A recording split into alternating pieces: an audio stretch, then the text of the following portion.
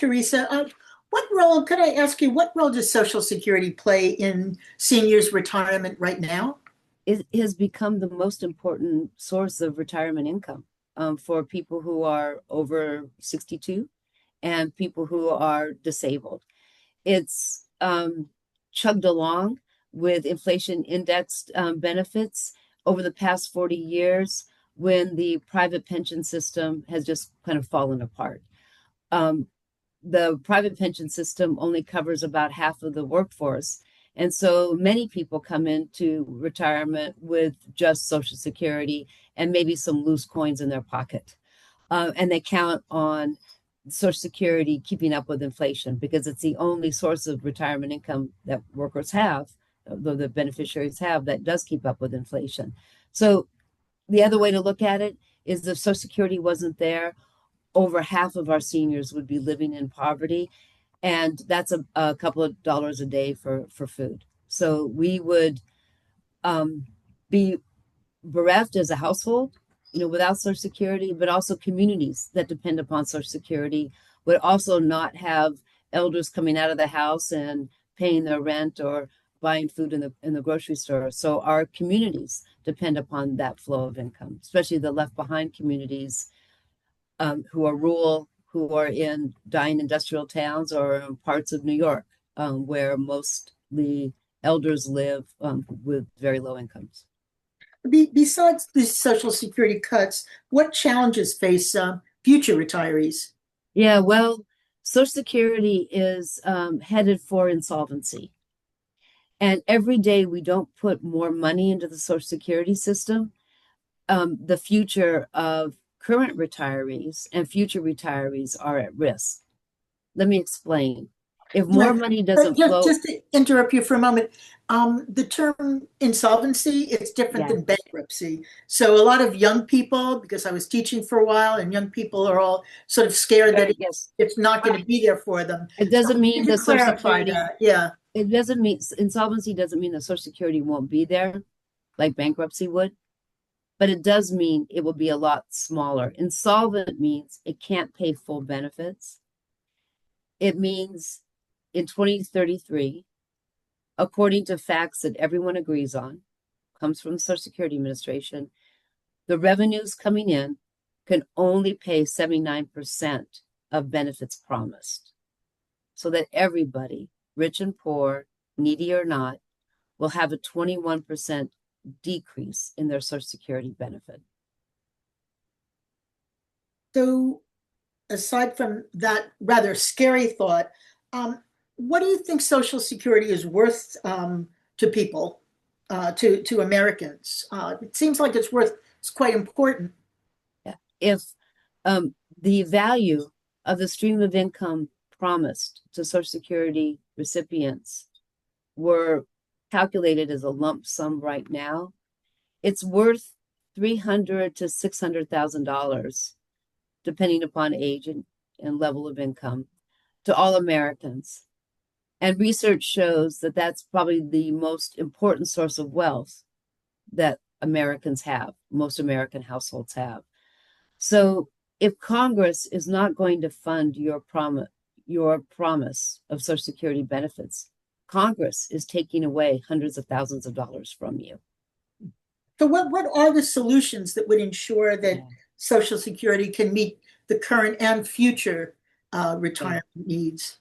If I were a senator today and I were debating and adding to I the would love budget to bill, elect you.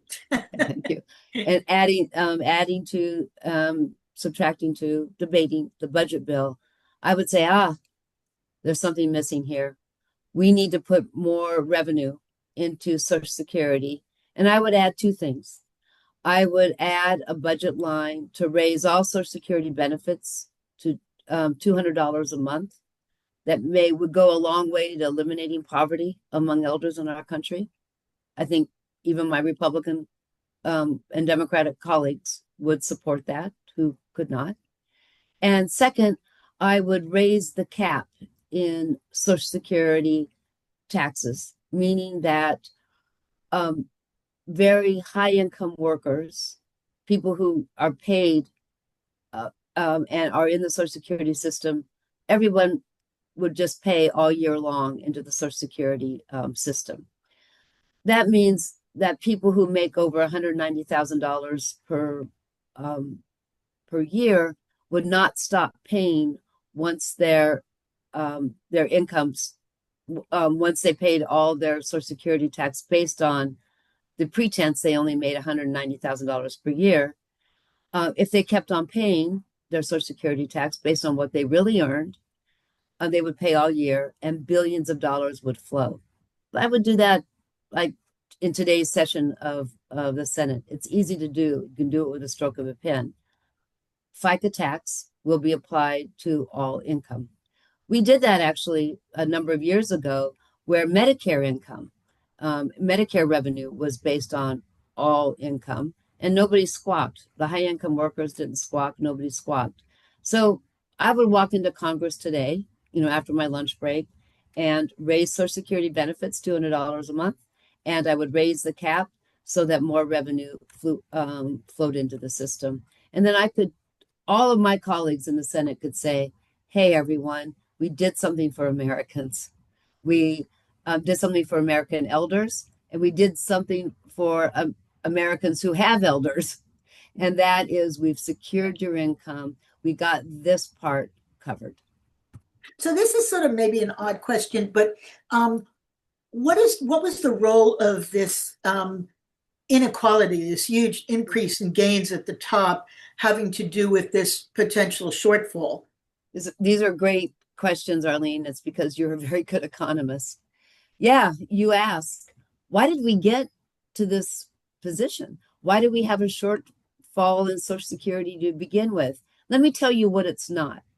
It's not because we have elders. It's not because the boomers are in a big cohort and because we're retiring and living. It's not demographics. Don't let anybody tell you that it's something that came outside of politics and just was plopped onto the system and it's making the system bankrupt.